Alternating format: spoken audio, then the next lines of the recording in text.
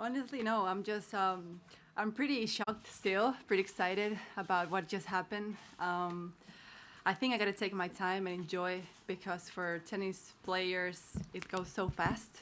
You gotta right away think about another tournament. So I wanna right now enjoy. I'm not thinking about any question yet.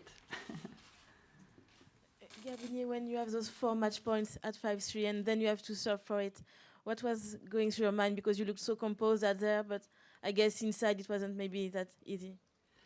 Yeah, I mean, it was very difficult to see that you have 4 match points and doesn't go your way. But it's a final. There's no room for being disappointed or for excuses. Oh, I had 4 match points. I still have another chance serving, and even after. So I just try to be calm, even though inside I was like, oh, there's no way.